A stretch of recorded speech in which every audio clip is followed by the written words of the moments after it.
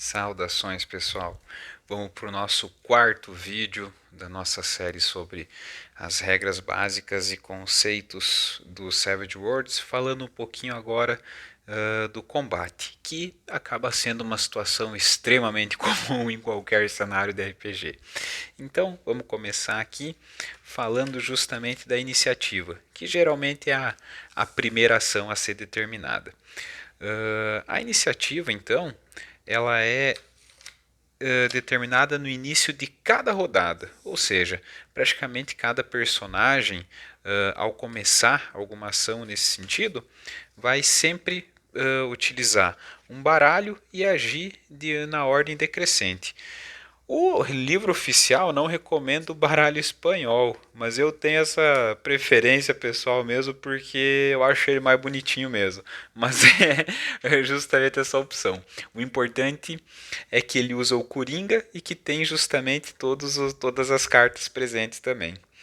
De maneira geral, então, como eu falei, a questão da ordem decrescente, que vai determinar a ordem de ação dos personagens, e no caso de empate, utiliza-se o ECOP, que é espada, copa, ouro, paus, praticamente para determinar então a prioridade.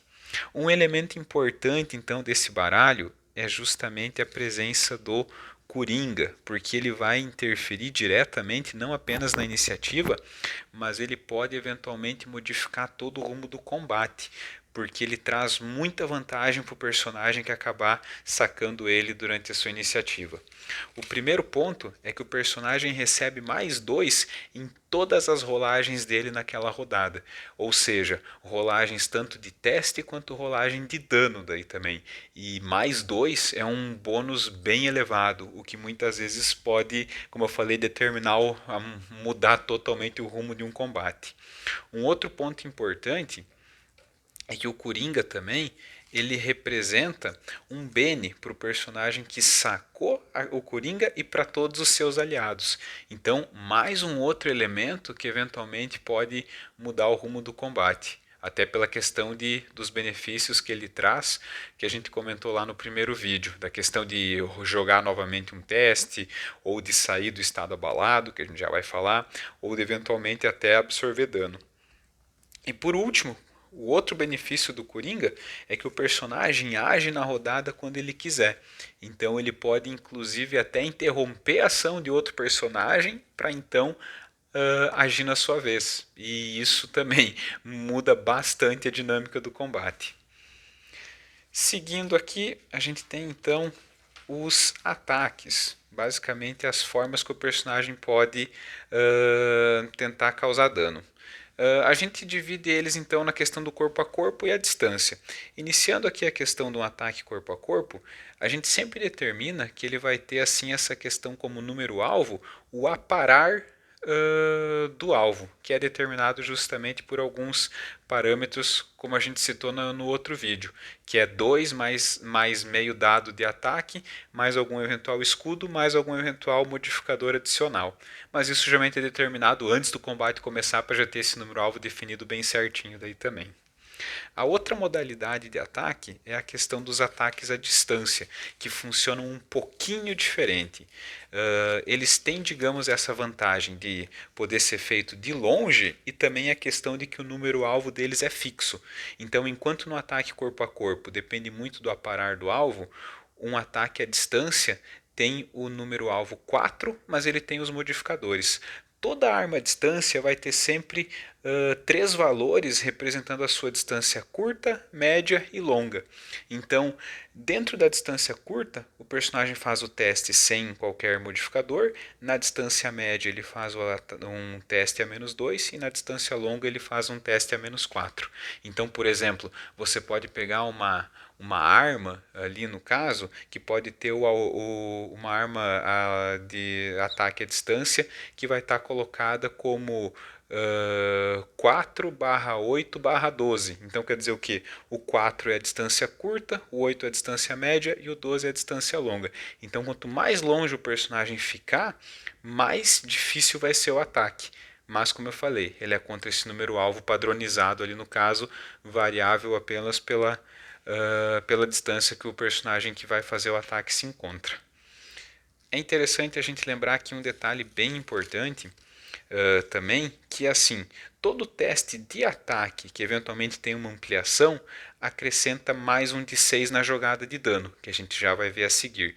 Então é importante frisar que não é mais um de 6 para cada ampliação, é pelo menos uma. Então o personagem conseguiu superar o número alvo, ele causou o dano. Se superou por 4 ou mais, ele causa mais um de 6 na jogada de dano. Mas não necessariamente que vai aumentar mais que isso. Seguindo aqui, a gente tem alguns elementos importantes também dos ataques à distância que diz respeito à cadência de tiro, que é um parâmetro meio, como é que dá para dizer, abstrato, porque ele não representa necessariamente cada bala que é disparado, por exemplo, de uma arma de fogo, mas ele conta como um ataque separado. Então, por exemplo, uma arma que possibilita uma cadência de tiro 2 ou 3 ou 4 ou 5, ou seja lá o valor, representa um ataque que o personagem vai fazer. Então, se ele está usando uma metralhadora, por exemplo, que tem uma cadência de tiro 3, é como se ele fizesse 3 ataques à distância na mesma rodada. Qual que é a vantagem? Praticamente mais chance de acertar, né, já que ele vai fazer essas 3 rolagens e ainda assim joga o seu dado selvagem, né, que ele pode meio que, por exemplo, se ele vai fazer uma cadência de tiro 3 e vai jogar e tem o D6 naquela perícia, provavelmente uma arma longa nesse caso, eventualmente ele jogaria os 3 de 6 ali para determinar cada tiro e ainda assim jogaria o dado selvagem, podendo substituir um desses dados pelo dado selvagem.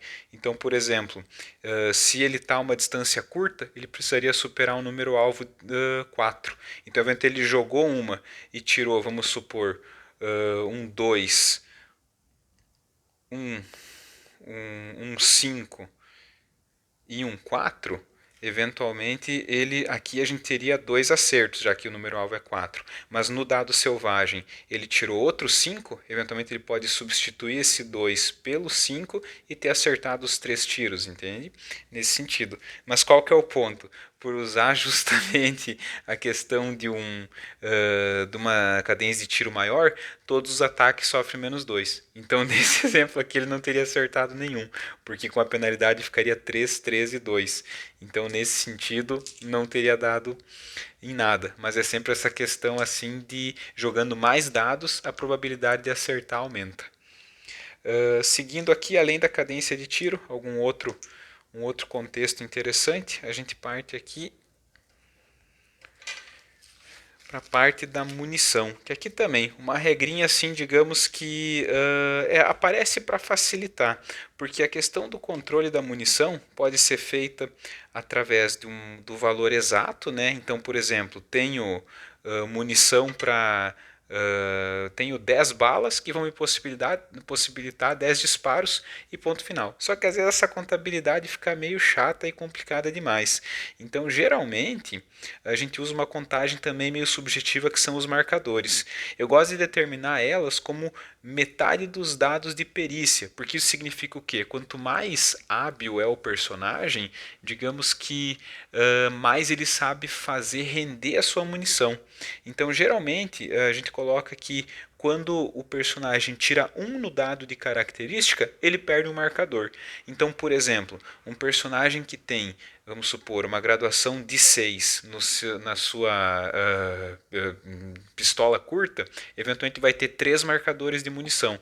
Quando ele faz um ataque, vamos supor, e tirou 3 no dado selvagem e 1 no dado de característica, cada um no dado de característica ele perde um marcador de munição. Dos 3 agora ele tem 2.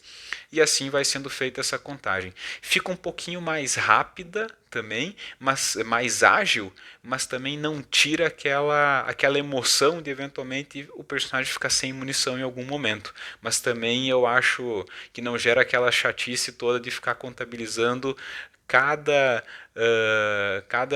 bala, cada projétil que o cara tem em mãos, porque às vezes fica meio maçante contabilizar cada um.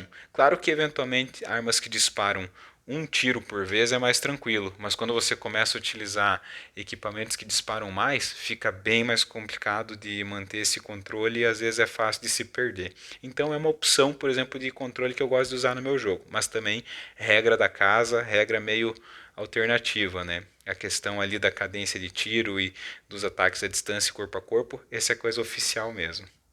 Seguindo aqui então, a gente tem o outro ponto importante do combate. Quando o ataque funciona, a intenção dele é causar dano, ou seja, a gente determina a jogada de dano após acertar um ataque. Geralmente esses ataques então, eles podem ser feitos desarmado, que muitas vezes o dano de um ataque desarmado vai ser um pouquinho restrito, a não ser que o personagem tenha a vantagem artista marcial que aumenta o dano desarmado dele. Geralmente o dano de um ataque desarmado é só o dado de força e alguma eventual D6 adicional se tiver uma ampliação no ataque. Outra opção de causar dano é com uma arma corpo a corpo, aí entra todas aquelas perícias de ataque também. Então, por exemplo, se eu ataquei um adversário com uma espada, o meu dano vai ser por padrão a força mais a arma. No caso, o dado de força do personagem mais o dado de dano da arma. Geralmente a espada pode ser uma espada curta que causa um de 6, uma espada longa que causa um de 8, enfim, depende da descrição ali também. E a terceira modalidade de dano é justamente dos ataques à distância, que o que acontece? Não depende tanto do personagem, geralmente é só o dano da arma isoladamente, então é meio padronizado. Um arco curto, por exemplo, causa dano, se eu não me engano, 2 de 6. Um arco longo causa dano 2 de 8, e assim vai tendo demais opções daí. Então é interessante ter essa diferenciação ali no caso. Seguindo aqui, ainda sobre o dano, a gente tem a questão que o dano gera ases, ou seja, também aquela jogada, um dado perdido ali no meio do dano que eventualmente pode explodir, ou seja, tirando o número máximo no dano, você joga um novo dado e soma os valores. Mas a gente tem a questão aqui também de que o dano não usa o dado selvagem. Então isso é importante a gente diferenciar, que existem praticamente dois tipos de rolagem aqui no Savage Worlds. A rolagem de teste, que usa, por exemplo, o dado selvagem e o dado de característica e você aproveita o melhor dos dois, mas a rolagem de dano, você não usa o dado selvagem, mas eventualmente você joga, por exemplo, uma arma que causa dano 2 de 6, você jogaria os dois dados e somava. Então aqui, por exemplo, joguei e tirei um 2 e no outro eu tirei um 4, o dano total seria 6. Porém, joguei ali e tirei um 6, eventualmente eu vou jogar mais um dado justamente porque ele gera as. Então se eu jogasse aqui no caso, o dano total seria 8, seria 12, justamente pelo somatório de tudo. Então isso é importante, essa diferenciação, porque às vezes confunde quando joga, porque sempre são jogados dois dados, mas às vezes pode confundir quando soma e quando aproveita o melhor resultado. Então ele fica bem definido, dano soma e teste é sempre separado, para aproveitar o melhor resultado.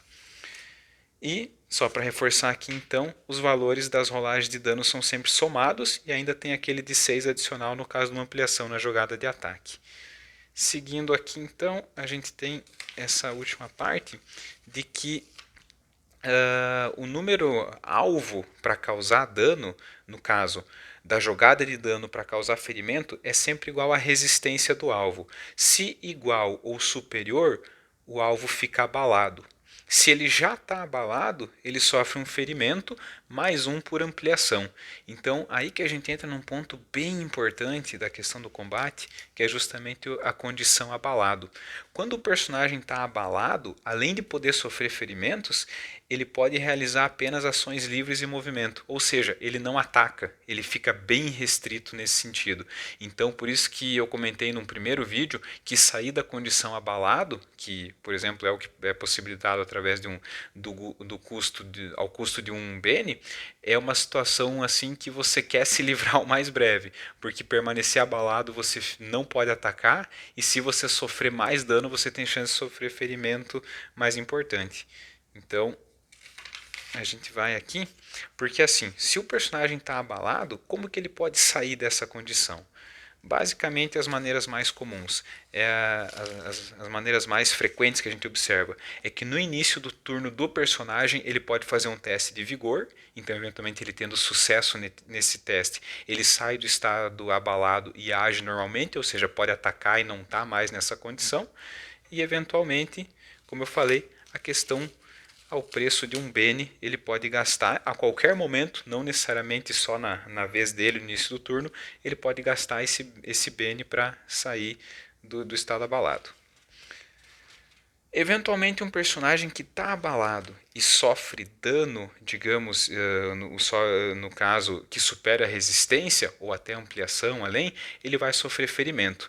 Então, de maneira geral, como a gente citou lá no primeiro vídeo também, extras ficam incapacitados quando sofrem um ou mais ferimentos, já que eles não suportam nenhum, e cartas selvagens, como podem sofrer 3 ferimentos, ficam abalados quando eles sofrem 4 ou mais. E às vezes basta um ataque só, com uma rolagem de dano muito alta, que eventualmente esses 4 ferimentos vêm de uma vez só. Nesse contexto, então, o personagem fica incapacitado, que é o termo de regra que determina essa situação. Depende muito do contexto da aventura também, porque o incapacitado pode significar desde, por exemplo, nocauteado e fora de combate, vamos supor numa aventura um pouquinho mais leve, mais focada em um torneio de artes marciais, por exemplo, ou numa campanha mais realista, onde eventualmente o personagem incapacitado simplesmente morreu. Porque, tipo, após levar vários golpes de espada, por exemplo, não necessariamente que ele apenas desmaiou e tá tudo bem. Às vezes o personagem que fica incapacitado, dependendo do tipo de dano que ele sofreu, tranquilamente pode acabar sendo eliminado dessa maneira e acabar morto na história. É importante levar em conta também que cada ferimento que o personagem carrega gera -1 em todos os testes e no seu movimento também. Então o movimento padronizado de 6 casas é afetado pelo ferimento e praticamente todos os testes do personagem vão ter uma penalidade importante. Então por isso que quanto mais o personagem vai apanhando, mais sofrido, mais difícil vai ficando para ele realizar ações básicas. Porque começar a ter penalidade de -1, de -2 ou de -3, conforme ele já está muito ferido, vai limitar muito o que o personagem pode fazer. E isso dá uma repercussão considerável e dificulta muito a jogabilidade dele. Então, por isso que não sofrer ferimento é sempre uma ideia boa. E é sempre importante aqui também que cada rolagem de dano e eventuais ferimentos são resolvidas separadamente.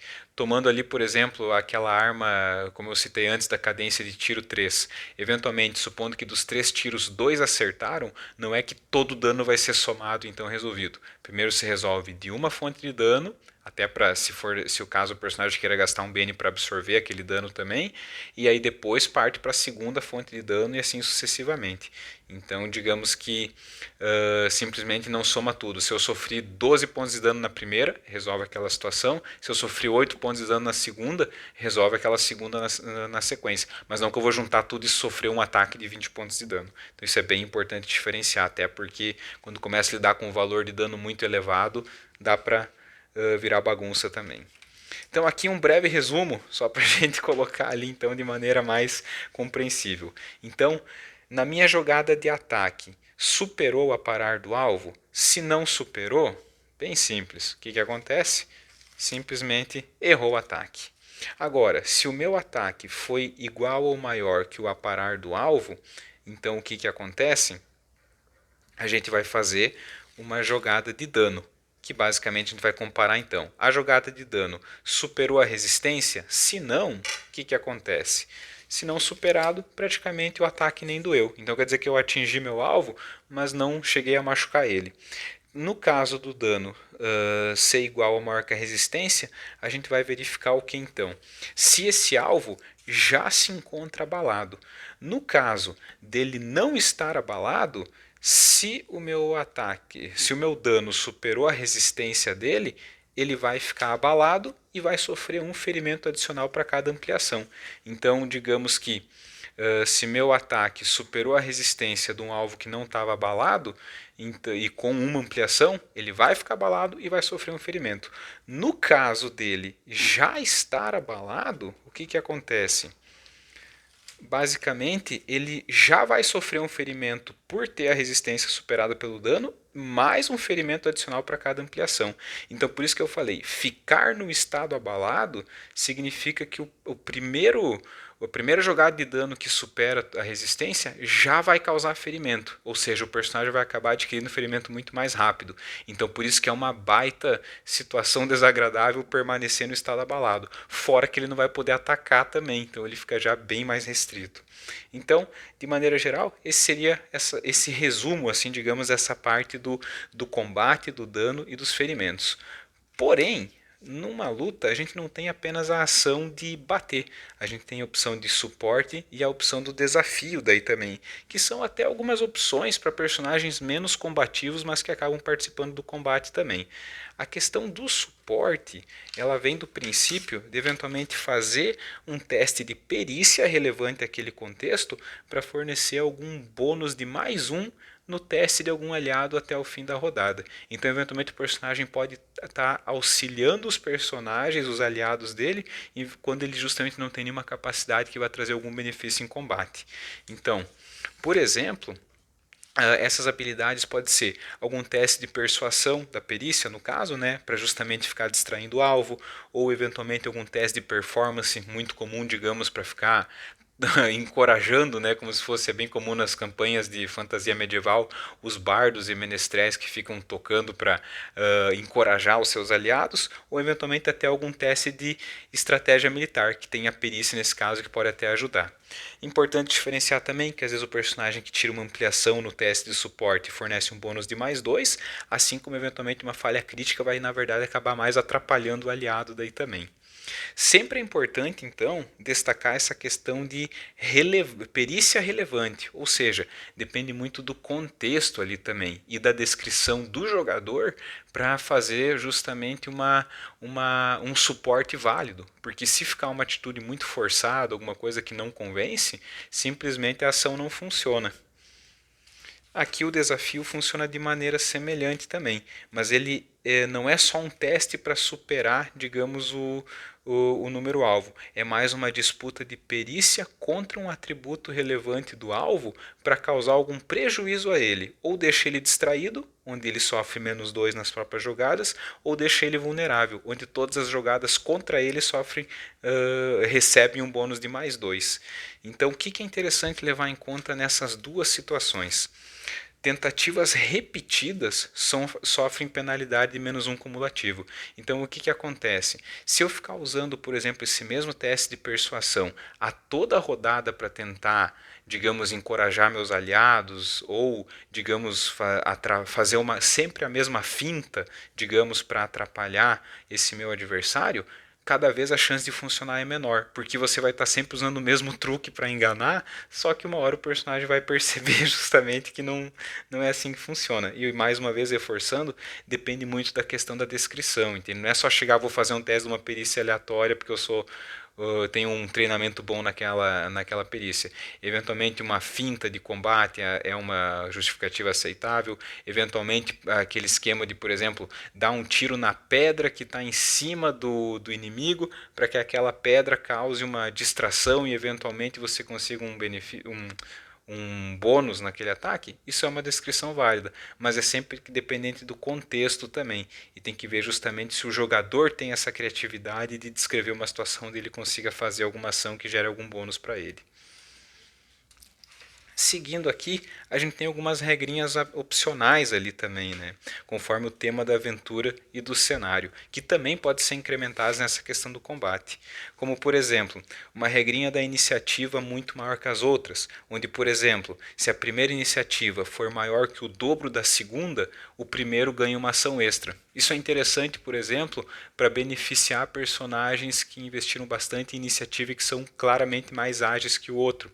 Então, por exemplo, é uma regra opcional, mas que eventualmente dá uma vantagem considerável para um personagem mais focado em velocidade, justamente em situações onde ele optou por fazer isso e não focar no dano isoladamente. Mas também regrinha opcional, às vezes pode ser útil ali também para colocar para tentar valorizar esse tipo de situação. Uma outra opção que a gente pode deixar aqui no caso seriam a questão dos ataques de oportunidade, que dariam uma importância tática bem maior na movimentação no tabuleiro ali também, digamos uma herança do Dungeons and Dragons também, que é interessante manter, que justamente situações onde o personagem baixa a guarda, ele pode sofrer um ataque de qualquer adversário adjacente, mesmo fora da vez desse adversário. A questão também do dano massivo, que diz respeito a o dano não causar apenas ferimentos, mas eventualmente acabar arruinando equipamento, ou quebrando armas, ou destruindo armaduras, que também é uma opção válida, né? Porque muitas vezes o personagem usando a arma durante um combate, não necessariamente ele precisa de uma falha crítica para quebrar o equipamento. Às vezes o ataque do outro personagem foi tão eficiente que eventualmente causou dano e ainda fez um rasgo na armadura dele e agora ele começa a perder proteção também. Claro, gera alguma repercussão, digamos, de exigir algum cuidado maior no sentido das regras, né? Porque muitas vezes vai gerar interrupções para ver se causou dano na armadura ou coisa do sentido. Mas acrescenta, às vezes, alguns toques de realismo um pouquinho mais interessante que pode ser válido também. E por último, né, uma outra opção, uma outra sugestão de regra opcional, né?